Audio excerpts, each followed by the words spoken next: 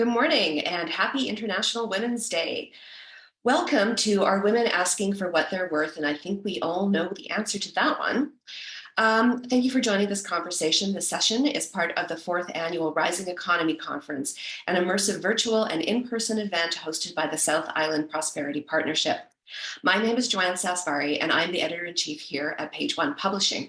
We produce Douglas, Yam, and Spruce magazines, and I personally have never been all that good at asking for what I'm worth, so I'm excited to hear what our panelists have to say today. In a moment, I'll turn things over to our speakers, but first I'll give you a quick overview of the format. About halfway through the conversation, we'll be taking your questions for our speakers. You can submit a question anytime through the Zoom Q&A below this video. The session is being recorded, so you can submit your questions anonymously if you prefer. To interact with the attendees, you can use the Zoom or Whova chat. The production team will monitor the chat and Q&A for those joining us through the app. Finally, if you're posting your takeaways on social media, please use the hashtag Rising Economy Week 2024. And now I'd like to introduce our moderator. She is Sophie Pugh. She is the District Vice President for Vancouver Island, Scotiabank, BC, and Yukon. As an accomplished, innovative business professional, she has successfully held progressively senior leadership roles across the bank, including global operations and global Salesforce effectiveness, data management and governance policy development, data technology, and regulatory projects. Sophia is recognized in developing talent and mentoring people both internally and outside of the bank. And prior to joining Scotiabank, she worked in aerospace and for major technology firms. Welcome, Sophia, and over to you. Thank you, Joanne, and happy International Women's Day. In my lifetime, not that long ago, I sat at a large table where I counted 26 men and 3 women. And one of the 3 women had to call in to the meeting because she had a family emergency. These were my peers, same level in the organization or higher. I remember thinking, we have a lot of work to do to get women to the table. And even if you are at the table, are you really? Are you being heard? Are you being paid equally? More often than not, we call it upon ourselves to be mindful of how we say it. Can I even say it? How was I perceived? Asking countless times for feedback. And how many times have I heard the male parrot my words and receive credit? And then we wonder why we have become too aggressive. I'm not suggesting this is everyone's reality, but there is some truth to it. We set ourselves up to be the perfect daughter, the perfect student, the perfect employee, the perfect wife, the perfect mother. And yet we feel we are all imposters. I'm excited to be here today on International Women's Day to explore the current state of the wage gap in private sector, strategies to successfully negotiate fair pay, the benefits businesses realize by paying equal pay for equal work. On the panel today is Jillian Climie, the co-founder of The Thoughtful Co., a consultancy that supports women in negotiating their compensation and advises employers on improving gender equity in the workplace. She specializes in supporting women in getting paid what they deserve, with her clients on average achieving 25% increase in their compensation package. Jillian was named a 2022 Emerging Leader by The Peak and was a 2023 Woman of Influence nominee and 2023 Inspirational Leader of the Year nominee. Welcome, Shelley Cook, who is the Executive Director of the Community Social Planning Council of Greater Victoria. She has decades of leadership experience in the nonprofit sector in program and community development, advocacy, and research in support of disadvantaged populations. Shelley has a doctorate from UBC Okanagan in interdisciplinary graduate studies, social work, human geography, and political science. Through Shelley's research, advocacy, and program development evaluation that spans 2 provinces, BC and Ontario, and encompasses a range of different groups, including Indigenous people and other impacted communities, she developed a decolonizing sex, gender, trauma, and disability-sensitive approach to praxis. Welcome Ariel White, who is a project analyst for Island Health. With over a decade of experience in marketing and communications, Ariel has built a reputation for successfully driving strategic initiatives and managing large-scale projects for startups and SMEs in industries such as tech, cybersecurity, mental health and addiction, sports and athletics, and real estate development, to name a few. Community is at the root of everything she does, and she dedicates a great deal of her time to initiatives that seek to elevate and support women in male-dominated industries. Through her association with organizations such as W North and Toast, Ariel has connected with hundreds of women and organizations and facilitated in-person and digital events to help them develop leadership skills, to help them advance their roles, find mentorship and sponsorship, and negotiate the pay they deserve. Welcome Rebecca Bailey, who is the CEO of Women in Communications and Technology. She has over 20 years of cross-sector experience in nonprofit, philanthropy, technology, and consulting. A longtime advocate of gender equality, her passion for supporting self-identifying women extends to personal investment as an activator for women and non-binary led startups, and a career mentor for female technology professionals. Rebecca is an advisor to nonprofit executive teams and serves on the board of directors of a social housing NGO. Welcome, welcome everyone. As a banker, what keeps me up at night is I think of the financial fitness women, this impacts women in longer term. So you're at the table and now there's a few more of you. Pay is confidential. According to Stats Canada, you're making 89 cents to the dollar of your male counterpart. I'm also excluding women and Indigenous women in this example, so the gap would be even greater. Statistically, females live longer. This suggests greater savings are needed for her. Women are typically more conservative investors. In theory, would need even more savings to compensate. And some have interrupted periods of savings, pausing to have children. Not surprising, 3/4 of long-term care residents are female, and the poverty prevalence, both in terms of rates and numbers, are higher for women than men. Getting to the table has been hard, and even when you are there, you're getting 89 cents to the dollar. Financially, this is important to us. Are women asking for what they are worth? So I welcome opening remarks from each of you. Shelley, why don't we start off with you? Thank you so much. I just want to thank the organizers for including me in this important conversation and for bringing in the perspective of the nonprofit or third sector. I do want to note that my comments will cross over nonprofit and private sector. I have a long history of working in nonprofit charitable sector and institutional and community-based settings in Ontario and across British Columbia. I was drawn to the work of the nonprofit sector and remain in it because of the potential. The potential for positive impact is so great, and that is certainly a uniquely female thing to do. My comments today are framed around one key point about women and the value of women's work in contemporary Canadian society, although we know it is much bigger than Canadian society. 2.4 million Canadians are employed in the nonprofit charitable sector, which is more than mining, oil and gas, agriculture, transportation, and retail. The sector in Canada contributes 1.92 billion in economic activity annually. In BC, the nonprofit charitable sector accounts for 8.4% of BC's GDP. That translates into 24.3 billion in economic impact. According to a report from 2022 called Improving Working Conditions for Canadian Nonprofits, the average salary in community nonprofits is $38,716 versus the overall economy at $57,173. So that's a 38% difference. And this really is a reflection of how we value the work of caring in our broader society. The nonprofit sector is older and more highly educated than other parts of the economy, with 45% having a university degree relative to 30% in the general population. Despite educational attainment, the nonprofit sector is not well compensated.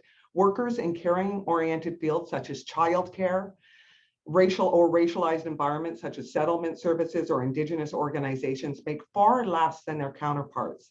In a study called The Cost of Caring, researchers found that an occupation that involves caregiving, say nursing or elementary school teacher, pays less even after controlling for the disproportionate share of female workers. And these are highly skilled, highly educated positions. Women make up 3/4 of the nonprofit workforce, and this number is even higher if we focus only on social services. It's 81%. And these figures are in stark contrast to our representation within the broader workforce at 48%. When it comes to the genderizing of pay in nonprofits or charitable sector and what has been referred to the pink tax that women must pay, despite the disproportionate number of women, men are overrepresented in leadership roles. Looking at nonprofits across Canada, on average, men make 15% more than women, and it certainly can be far higher than that. The gender pay gap is greatest in nonprofits serving government, followed by those not serving government. BC has the highest gender pay gap in the nonprofit charitable sector at 17%. And in terms of the intersecting dimensions of oppression in the nonprofit sector, almost 1/3 of the jobs are held by Indigenous or racialized women and half by people who are immigrants. So here we see that impact of double and triple jeopardy in terms of intersection of gender and ethnicity. So compared to the average woman's wage, the wage drops further 13% if you're Indigenous, a further 35% if you're an immigrant, and a further 42.3% if you are a visible minority. Thank you. Well, thank you, Shelley. Jillian, how about we hear from you as well? Yeah, really great stats. That's so powerful to hear, Shelley. And really excited to be here as well. Thank you for having me. I'll just say I've spent my career in executive compensation, which is a bit of a niche field, but essentially helping board of directors figure out how to pay their top executive teams. I did that in-house and then at a few different companies, most recently leading the global equity and executive compensation teams at Lululemon. And throughout my career, I had seen so many incredible, amazing women not negotiating when they could have been, leaving money on the table, not asking for that promotion, not advocating for themselves. So I've really seen the gender pay gap in action on kind of a one-on-one basis. And I always like to share this stat, a difference of $1,000 in your starting salary can mean a cumulative loss of over $500,000 in your full career. And that's a bit of an older stat too. It's probably a higher number now. So I think it's just a nice motivation as we're talking about this topic. Even if you're negotiating just for a little bit more, it can have a really big impact. And the earlier you're negotiating, the better, because of all those percentage increases that you can get on that dollar over time. Wow, that's so interesting. Thank you, Jillian, for sharing that with us. Rebecca, I'd love to hear from you. Thank you. And thanks for having me here today. I think this is a fascinating discussion. I've never heard that stat, Jillian, but I think it's really important to think about that disparity and how that creates different trajectories. And we know that in Canada, that if there was a closing of that gender gap, that over $100 billion in new GDP would start to rise up. So we know that this is a really big issue. There's so many different levels to consider it. When I think of gender equity and pay parity, there's, you start at the woman and the changes that you can make individually for yourself and advocating for yourself. There needs to be things that we think about at the organizational level, how the organizations are approaching pay equity. Are they thinking about it deeply? How are they implementing it?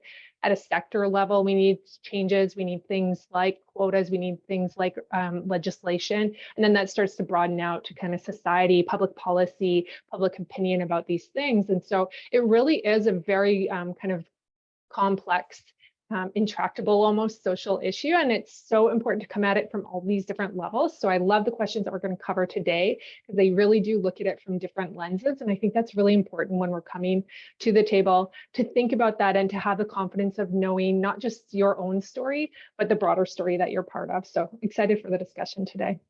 Thank you, Rebecca. Ariel, over to you. Thank you. Yeah, and I'm also really excited to be here today, just surrounded by people that are just as passionate as I am about this topic, and just creating more equity, gender equity in pay and just across the board. And I mean, I'll just speak from personal experience. 4 years ago, I was the only woman in the company that I was working for. I had absolutely no idea how to negotiate my pay, or even that I could. I knew my male counterparts were making more money than I was, but I lacked the confidence and the mentorship to push back and really advocate for what I felt I deserved based on my effort and skill and the results that I was generating. And over the course of the last 4 years, I've really been deeply committed and dedicated to placing myself in these spaces where I'm not only learning myself, but supporting other women in leadership to advocate for the pay that they deserve, and encouraging the participation of women in male-dominated industries to support their pay, but also their ascent into leadership roles. And I firmly believe that the strength of any organization, industry, and society is enhanced by diversity at every level. So working to open doors for women and get them through the doors, but then also give them the opportunities to excel and make sure that they're being heard and their contributions are being valued financially. So I'm really excited for this conversation today. And yeah, thanks for everyone for being here. Well said, Ariel, and thank you for that. So why don't we start off with our first question, Shelley? Well, we'll start with you. What are the main causes and drivers of the gender pay gap? Thank you so much. What an important question. Yeah. I think when we're thinking about this, it's important to challenge myths around the gender pay gap, including the notion that the gender pay gap is really about women not asking for what they're worth. Or the career choice myth, and that the gender pay gap is about the types of work that women do, because we know that even in female dominated jobs, men make more. There is no occupation where women earn more than men. So what are the main causes and drivers of gender pay gap? The gender pay gap is a complex issue influenced by various structural and individual level processes such as discrimination, age, working hours, parenthood, including time away from the workforce, occupational segregation, and a desire for more flexible work. Broadly speaking, these drivers can be categorized as human capital, industry or occupational segregation, gender-specific temporal flexibility constraints, which can affect promotions and remuneration, and gender discrimination, operating and hiring, promotion, task assignment, or compensation. And finally, gender pay gap has also been attributed to differential discrimination encountered by men and women on the basis of parental status, often known as a motherhood penalty. So while issues are too complex to dissect, I just want to highlight some findings from important studies, being that that's what I tend to do. And this one's a bit old, but it's really a seminal research study done by researchers out of New York State that really laid bare gender inequalities. Researchers found that when women start doing a job, it is viewed as less important to the bottom line and requiring less skill. And when women move into occupations in large numbers, those jobs begin paying less, even when we control for education, work experience, race, and geography. Another study showed that when women move into fields in greater number, the pay declines for the very same jobs that men were doing. So for example, substantial evidence in terms of changes around designers. So when women entered those professions in higher numbers, wages fell 34%, housekeepers 21%, and biologists 18%. So really there's substantial evidence that employers place a lower value on work done by women. And it's not that women are picking up things that are of lesser skill or importance, it's that employers are choosing to value those things differentially. And the reverse was true when men were drawn into different professions. So for example, computer programmer used to be relatively menial role done mostly by women. When male programmers moved in and outnumbered females, the job began to pay more and had more prestige attached to it. So researchers concluded that pure discrimination may account for as much as 38% of the gender pay gap. And we also know that it's not just about compensation. We know that women experience gender harassment in male-dominated professions like policing, aviation, and military. Wow, thank you for that, Shelley. Opening the floor to the rest of the team to add to that. Yeah, I think that's so powerful. And I'll just add one other comment because I think about this a lot as well. And I think something that Claudia Golden, who was the Nobel economic prize winner this year. She's researched this for so long and thinking about it really holistically, something that I wanted to bring up as well, which I'm passionate about, is equal delineation of household responsibilities. And I think that really is having an impact, you know, from that broader perspective. Again, as Shelley mentioned, so hard to measure all of this, but she really identified that as one of the main contributors as well. You know, women have so much on our plates, and we really need that equal delineation of responsibilities. So we're both able, both parties within a relationship are able to show up powerfully in the workplace. So just wanted to mention that as well. Yeah, that's great. Yeah, building on what you just said, Jillian, I mean, there's a lot of research around that kind of lack of fair distribution of tasks in domestic areas. And it really is that kind of, as a society, we haven't moved past that expectation yet. That, you know, when you think of a man who has it all, they have a great career and they have a wife and kids and great home, but it's not the expectation that they're managing that home or parenting those kids in the same level that perhaps the woman is. So when you think of a woman who has it all, there is that expectation that she is exceeding in her career, she's excelling in her career, she's a domestic goddess, her house is perfect, and she's really involved in the children's upbringing and their extracurricular activities and everything like that. And so as a society, we kind of tend to maintain these stereotypes, and it becomes almost an impossible burden for women to bear that, you know, in order to succeed in my career, I also have to succeed in my domestic life and parenting and everything. It starts to become unmanageable. The other thing that is really important for us to think about is the financial implications of our economy right now. So it is almost impossible to have a one-parent earning income, or sorry, one income per household. You do need to have those dual incomes. At the same time, there's a lot of research that shows that non-flexible work equates with higher pay. And so there is this almost necessity for a lot of couples, especially heterosexual couples, to choose one partner's career to focus on and to emphasize and to kind of fast track. And that fast tracking typically comes with no flexibility around timing, the ability to pick up a sick kid, the ability to take care of an elderly parent that needs help. And so there's this choice that couples are faced with, even couples that are very committed to equality in the household, that it almost becomes impossible, that in order to build for their financial future, we talked about retirement and women living longer, but also we know that in this economy, a lot of people in general will be working longer than perhaps in the past. You know, it used to be freedom 55. We don't really see that anymore. That's not a reality. And so we need to prioritize our financial future. And that is often a choice that we're faced to, that is quite unpalatable, to be honest. But there isn't that flexibility in the workplace yet. It hasn't quite caught up with that idea. Oh, thank you so much. Ariel, did you want to add to that, or? No? Okay, let's move on to the second question. Jillian, what are the main reasons you hear from women on why they are nervous to negotiate?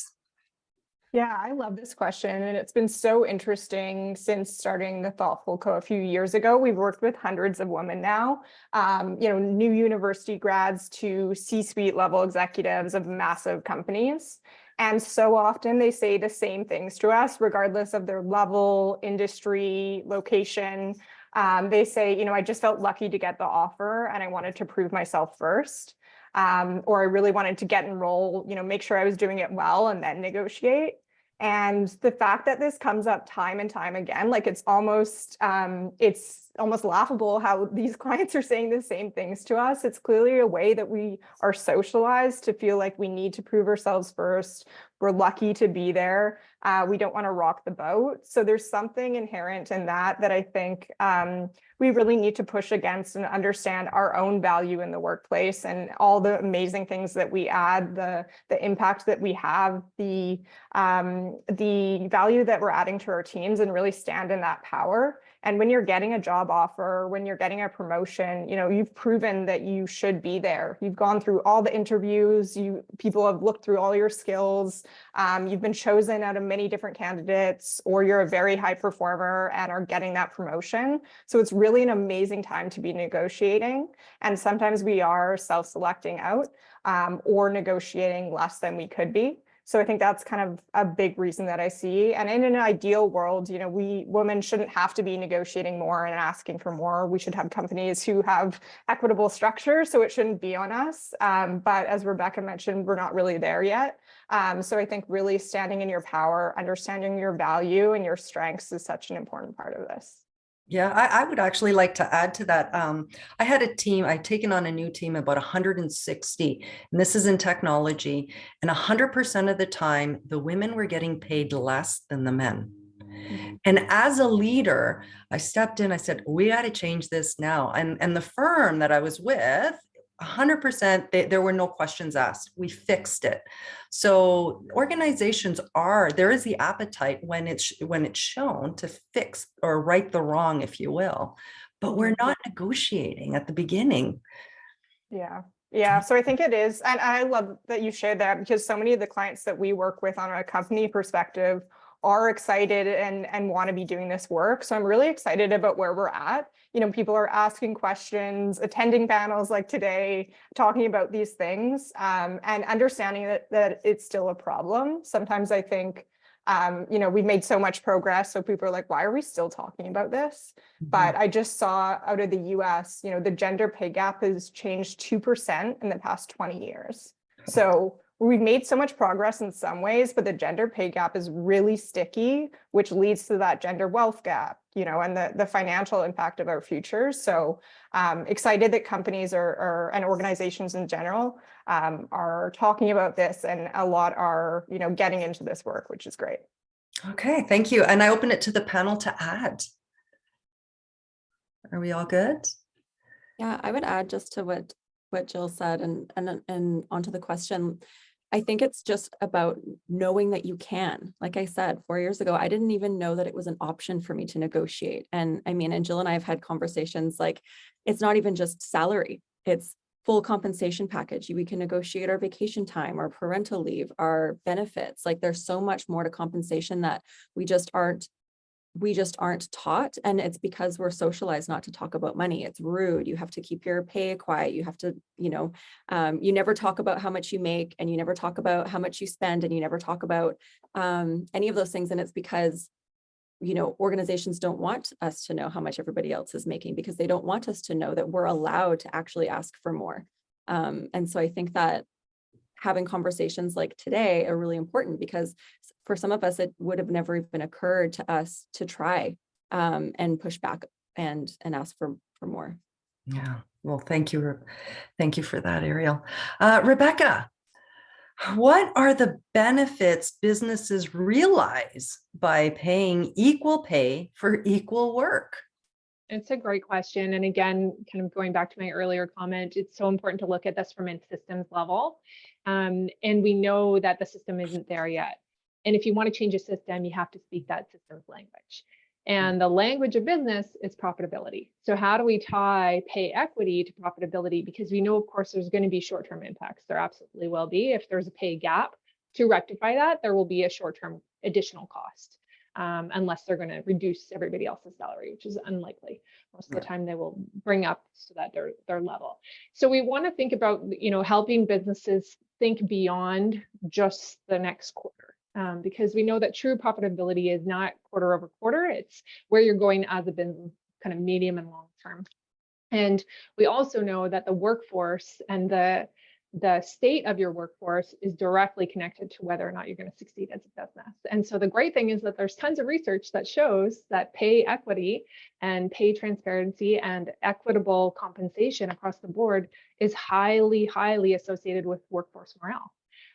So we know that actually employees rate equitable compensation 13 times higher than having a large salary, which is really important for businesses to understand and to keep in mind that there's a lot of research that people want to be paid fairly across the board, regardless of gender. They want to know that somebody in a comparable role to them is getting paid a comparable amount. And I think that's just common sense, right? And so when we think about that, and we think about the fact that that's an opportunity for businesses to drive employee satisfaction, we also know that the research is very clear that employee satisfaction and productivity go hand in hand. And so a satisfied workforce, a happy workforce, they're 31% more likely to be productive and to have a higher bottom line, to have higher profit margins. And so when we're starting to build a business case, which I think is important, both if you're an individual trying to advocate for yourself, or if you're perhaps on the HR team or part of the compensation discussion at your company, it's important to have these top of mind and be able to articulate them in a clear way. So, I encourage you to go out. The stats are readily available to find. And so it's important to kind of arm yourself before that conversation so you feel really empowered to have it. We know that retention is really, really strongly correlated with pay equity. And a workforce that doesn't feel like there's equitable pay struggles with retention. And in a talent war, as people call it today, that's really important. Retention really does impact that bottom line. It impacts the level that the organization's be able to produce that. And it costs money to replace somebody. It costs an extra 30% at least on top of somebody's salary to replace that person. And companies that are really, really good at pay equity are 1.5 times more likely to retain their top performers. So that's something that directly then impacts that bottom line. Final thing I'll say is that there's a huge body of research that shows that gender diverse executive teams outperform significantly in terms of profits than just male dominated executive teams. And so again, when we're thinking about how to move this forward at an organizational level, we do need to speak that language, and we need to call to mind what's our goal ultimately here. Yes, it's the right thing to do, but businesses are often, unfortunately, not driven always by the right thing to do. They're driven by what's the right thing to do for the business. And the great thing is that they actually align. So it is actually the right thing to do, and it's the right thing to do for the business. It drives profitability, it drives retention, it drives workforce satisfaction. And so those are really important things to keep in mind. And there's great resources out there. So if you're from that kind of talent or HR, DEI side of things, there's phenomenal resources right here in BC.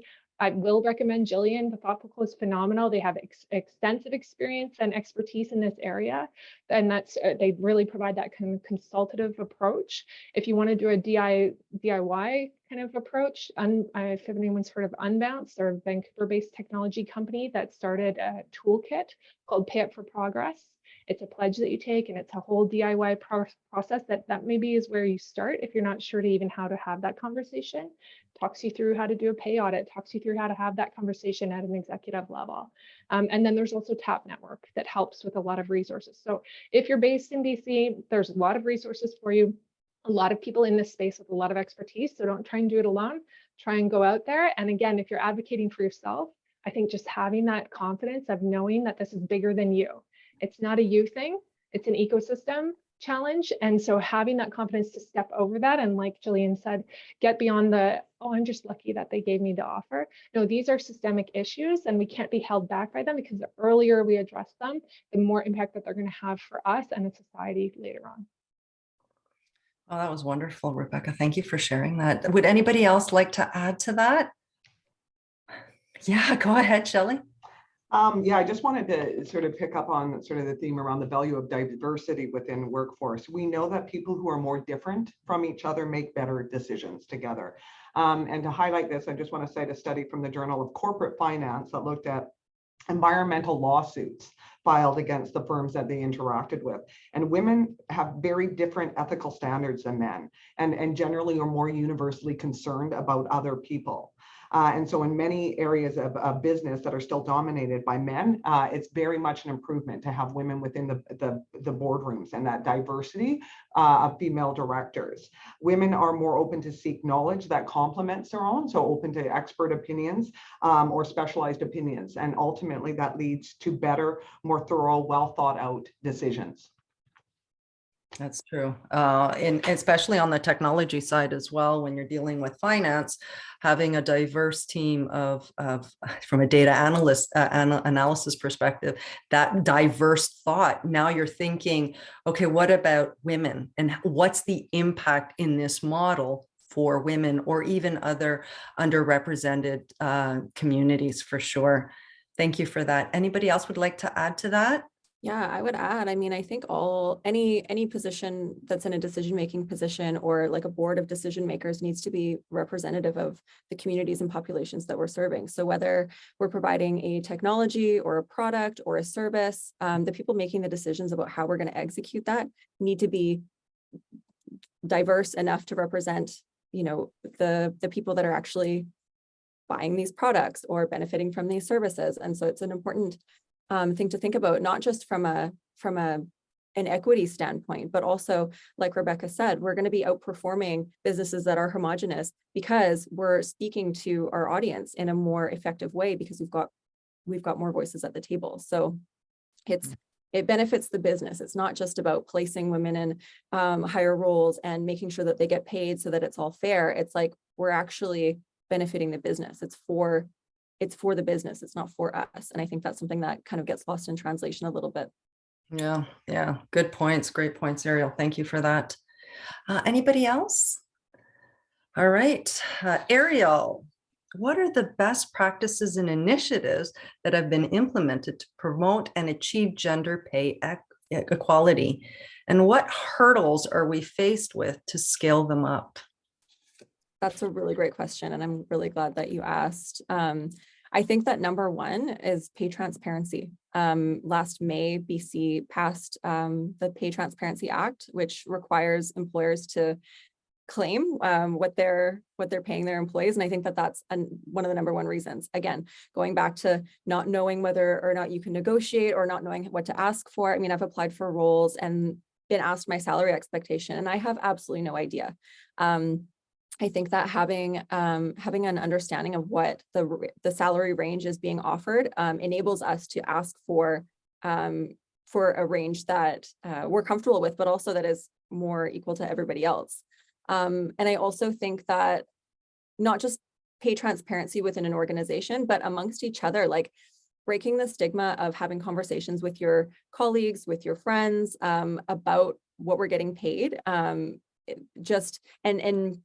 and removing that stigma around talking about money, I think is really, really important. And it's something that we're kind of working toward. And I know that, you know, again, as women, we're taught to be really polite and to not rock the boat and not be rude. And so sometimes when I outright ask somebody like, well, how much are you making? Or like, what was your pay bump? What was your promotion? People are like, whoa, this is, you know, that's not polite. And I'm like, no, it's really important that we are able to have these conversations and be comfortable on the topic of money.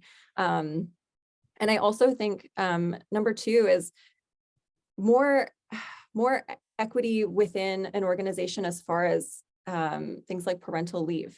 Like I think that as women, one of the reasons that we do get paid less is because we're thought of as a liability.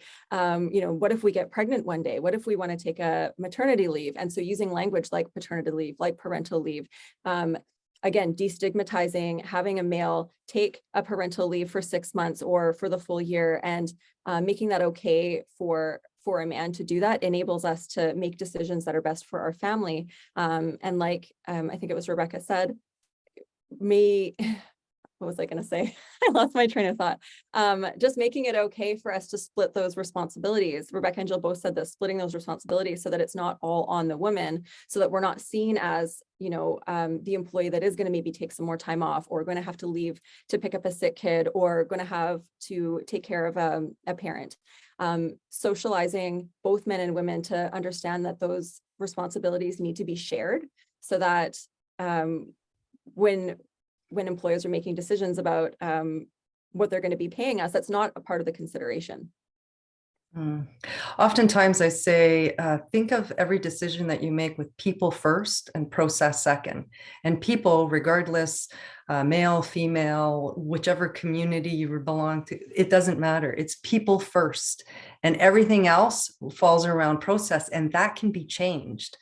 And so if you do have a teammate that needs to go and take care of a sick child or something like that, you put the person first, and you fix the process around it to level them up and to bring them up and to continue to be part of that team. So thank you for that, Ariel. Anybody else would like to add to that question or to those? I think just one thing to keep in mind around equal pay is also equal opportunity. And so there's been a lot of movement in the sector, you know, in the corporate sector across Canada and internationally around more flexible work options. And we want to be really careful about how we're implementing those and kind of thinking through second and third order effects. So if there's a flexibility offering, but then that starts to decelerate your opportunity to move into executive roles, it actually has the inverse effect that was intended. And so what we see is that a lot of these larger companies, if there's not a lot of thought about how flexible work opportunities can still ladder into executive roles, then it starts to actually keep a kind of ceiling there, that kind of glass ceiling, if you will, on anybody who takes it. And it is primarily women that do take those more flexible work roles. But what we are seeing is that if companies are really thoughtful about it and they're starting to open up, for example, job openings or promotion opportunities all the way to the C-level that are available on a part-time or flex basis, then they actually start to see that acceleration continue and increase. So it is just around being thoughtful around making sure that if you are putting in a new workplace initiative to support, that you're thinking through not just the impacts today, but what that is going to do for your pipeline going forward as a leadership team. So just something to keep in mind. Yeah, well, thank you for that. We do have a couple of questions, and I will start with this first one.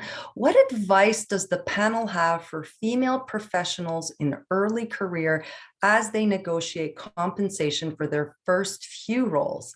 What skills, resources would you share with them? Yeah, I can kick this one off. And I've been fortunate enough to work with a lot of younger women who are maybe negotiating for the first time, and actually a lot of senior women who are also maybe negotiating for the first time, which is, we could all use your support there, Jillian. It's crazy. I've worked with like powerhouse women, like very senior, and they come to me, you know, they're negotiating for their teams for like millions of dollars in budget, but they've never negotiated for themselves. So I think this is applicable to everyone. But I would say, and Rebecca kind of touched on this a little bit, like really understand your unique strengths and your unique value to an organization or to a team. And everyone has that. You know, we all have something really special and high impact to bring. And sometimes I see an overfocus on market data or inflation or kind of external factors that are often impacting everyone, and not a huge focus on yourself and the value that you add. And I think often women aren't great at talking about our own strengths, so we kind of shy away from that. But when you come into a negotiation and say, hey, I've contributed, you know, X amount to this project, I brought in this number of clients, I've had this direct revenue impact. And it doesn't need to be, you know, at the highest levels when you're earlier on. It can be things like time savings, like I've saved the team, you know, an hour of time each week, which has enabled us to launch new projects. Really pulling on metrics and key value that you add to that team, and framing that before what you're asking for is so powerful, because right away it's a no-brainer on the ask. So often we kind of have a script we go through with clients and we hear all these incredible things that they're adding, and then they're asking for, you know, a little bit more money, and it's a clear kind of direct ROI impact. So I think the first stage is like understanding your strengths and the value that you add, and taking a bit of space to feel confident in them.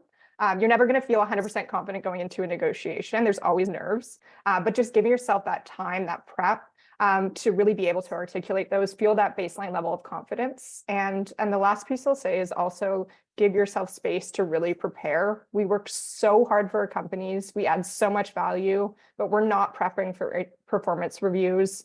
We're not thinking about negotiating for our promotions. Like, take that time for yourself, invest in yourself. Because as Rebecca mentioned, when you're paid well, you're more likely to be more productive. You know, you're happier in your role. It helps the employer too. So really giving yourself that space. What a great comment there. I'd have to say performance reviews, easy peasy when you're performing them for others and you want to take care of your team. But when it comes to your own performance review, it's like, I just want to hide. I worked so hard, but I don't want to sit here and tell you that I worked that hard. So you bring up great points there. Thank you. Would anybody like to add to Jillian's comments?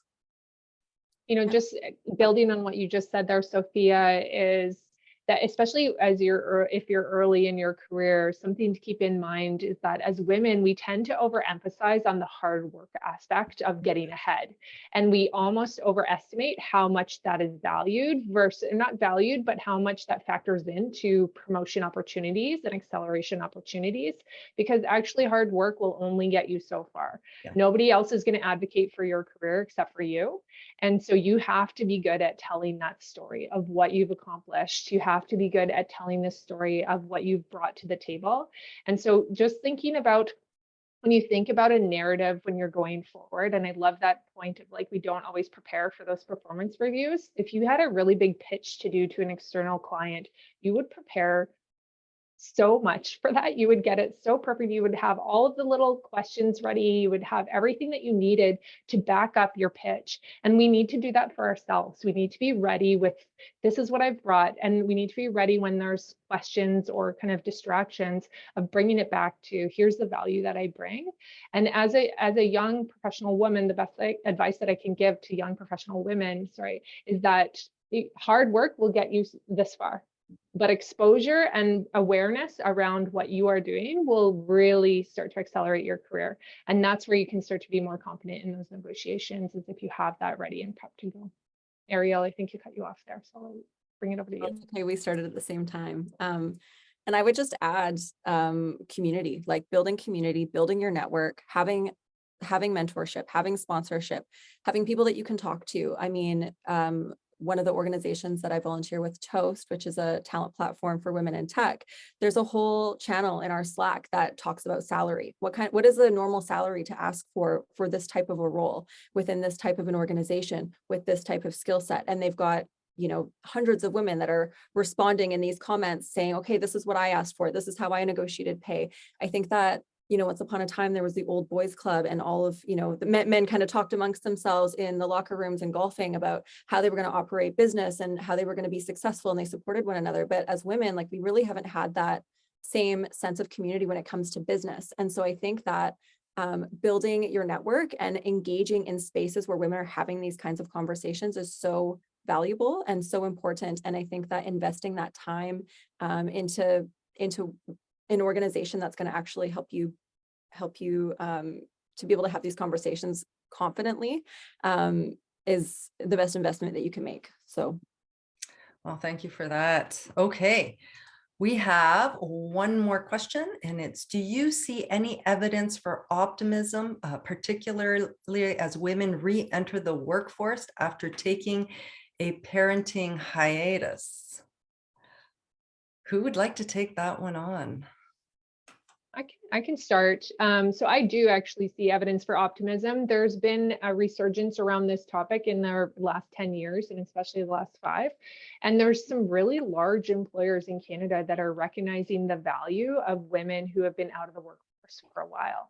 And there's entire kind of formal programs called returnships. So if that's somebody in this audience who is, you know, has been out of the workforce for a bit, not really sure how to enter, there are actually incredible resources that you can get a job at some of the top tier consulting firms, top tier tech firms across the country.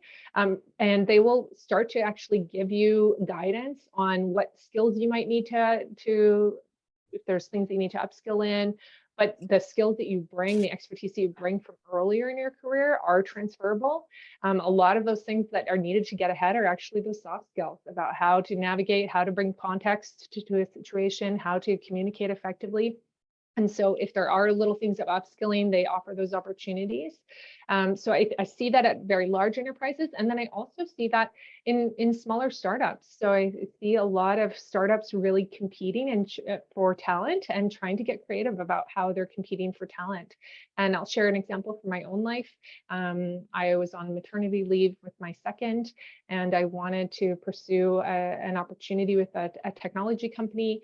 And I wanted to have a flexible return. I would to their, it was a new opportunity with them. I hadn't worked with them before, but I wasn't sure what they would say because I applied for the job when I was 6 weeks postpartum, and I was not ready to go back to work, but I wanted to get my foot in the door. I wanted them to know about me.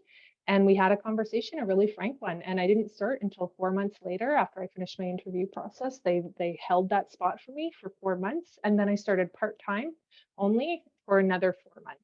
And so there are cases for optimism. There are companies that are looking for this and recognize the value that women bring to the table, whether they're coming in part-time, coming in full-time, or have been on a break. There's a lot of skills that you've developed over your lifetime and over your career that are so, so critical. And so don't sell yourself short. Definitely look for them. There's opportunities there if you're looking. That's great. Thank you so much for that, Rebecca. Anybody else would like to add to those comments? Add on that, just at the Thoughtful Co, a lot of the companies that we work with are kind of engineering, construction, architecture, so very male dominated. And it's been, I also come from Lululemon and Aritzia, which are very women dominated. But it's been so great to see how parental leave and fertility benefits and all these things are a discussion at so many of the companies that we're working with. And of course, the companies that are working with us, are, wanting to move forward on these topics. So there's a bit of a bias there, but I think I do have optimism about that topic specifically. And I think such an important part of it is really limiting bias in our, hiring processes, our performance review processes, our compensation structures. So we're not pulling bonuses out of a hat and we're not hiring based on gut. Like, how can we start to build a bit more structure in our processes? So we're limiting the likability bias, which women face, the similarity bias, which women face as well. So that's been such an important part of, I think, a lot of companies' journeys is just, upskilling their policies around HR, which doesn't sound always like the most exciting work, but it's so impactful in having more structure and getting us to more equitable decisions. Thank you for that. Okay, so this comes to, I guess, closing or final comments from each of you and what your key takeaways are for today. So why don't we start off with Shelley? Again, thank you so much for including me in the discussion today. I'm really was really appreciative of hearing the comments of the other panelists. I think they're slightly more optimistic and may see more signs of optimism than I do. Digging into the research, there's certainly a lot there that tells us about all the work that needs to be done. I think, the question that framed this discussion, are women asking for what they're worth? From my perspective, the better question or more accurate question is, why are women still not being paid what they're worth? We have yet to break through the systemic barriers of fundamental valuation, I think, of women and the importance of our contribution generally to the workforce. And I think there's a real catch-22, and I see this in a lot of situations. Until there's an equal distribution of women in those positions of power. There's that recent study by Chamber of Commerce that said, middle management around 30%. And as we go up the ladder, is increasingly fewer women. We'll continue to see a situation where men drastically outnumber women and are in a position to recreate their own privilege and power within the workplace. And I really believe it's not simply women's job to undo this inequality. It's all of ours to confront and disrupt it. Thank you. Thank you, Shelley. Jillian, would you like to add? Yeah, I'll just add on that because I completely agree and I'm so passionate about what you just said. And part of my work at the Thoughtful Co is supporting individual women and those who identify as women in negotiating, which gets the quick wins. Like, I love that day-to-day work of, getting a client an extra $20,000 sign-on bonus or whatever it might be. And that's so important. But really the bigger work is the structural work within our societal structures and within our companies. And that's the slow, hard work.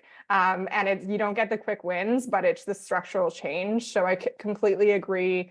As employers, we do need to get into this work. And I believe, if we think about, again, financial performance, you'll be fine over the next 5 or 10 years if you're not doing this work. Over the next 20 to 25 years, I genuinely believe the companies that are investing in diverse management teams, in equal pay, and all these things we've talked about will be the ones that are successful.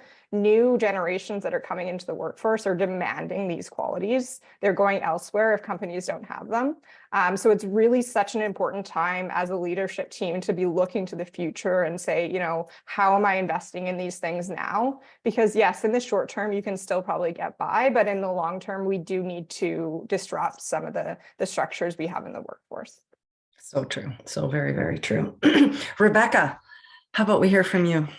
Yeah, I couldn't agree more with what Shelley and Jillian just said. And so I'll actually close with a thought to the individuals in this room. So if you're a woman and you're thinking about how do I advocate for myself going further and getting paid what I am worth, I think a few things to keep in mind to kind of help encourage you on that is that there are a lot of employers who are willing to have those conversations actually, because as Jillian said, it is starting to become a differentiator. It's starting to become something that helps businesses win.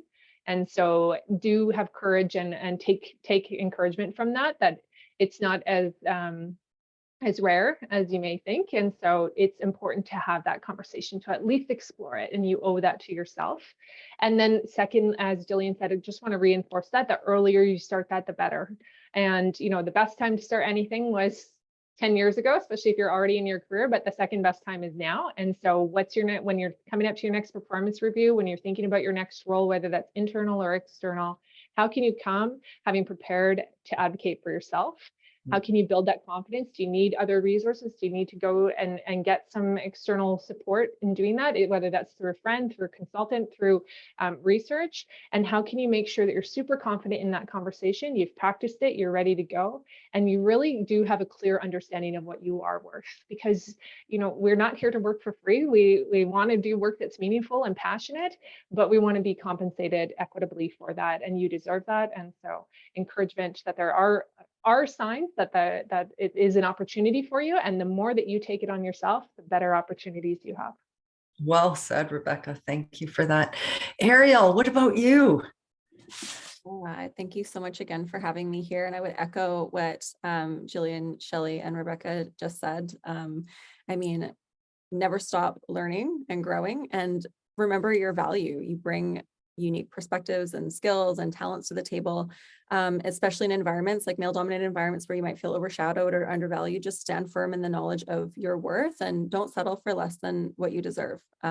Understand the market, be prepared to advocate for yourself, have, a portfolio of your, results-driven metrics, have numbers behind the impact that you can make, and don't be afraid to showcase that. Don't be afraid to highlight your skills. It's really, really important for you to be able to speak about yourself in a positive way, and don't be afraid of coming off as too strong or assertive, because you're worth being paid what you've earned, and there's no limit to what we can accomplish as women. I think that we bring a lot to the table, and organizations are starting to see that. So absolutely.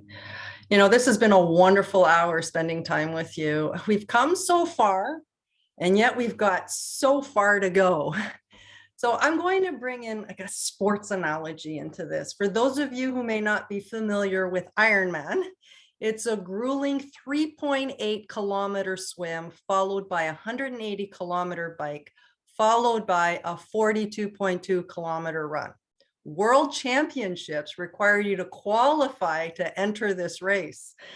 By the time you get to World Championships, you're top in your age group. In October 2023, for the first time ever, Ironman separated the World Championships. It was an all women's event in Kona. There was a lot of grumbling, but you know what the outcome was? More women completed the race that day than any other co-ed world championship. In sport, as in life, even in an Ironman, we can only go so far as individuals, but together we will go faster, we will go stronger, we will most certainly go longer. Thank you for taking your time today, and happy International Women's Day. Thank you to all of our speakers, and of course, happy International Women's Day to all of you and everybody that's online listening. Thank you to Page One Publishing for sponsoring this important conversation. And thank you to our presenting sponsor, RBC, our catalyst sponsor, Vancity, for supporting this Rising Economy 2024 in partnership with Pacificam. We encourage you to head back to the Hoover platform to continue the conversation, where you can check out the event agenda and upcoming sessions. Coming up next is Demystifying AI for Business. Thank you all and have a great day.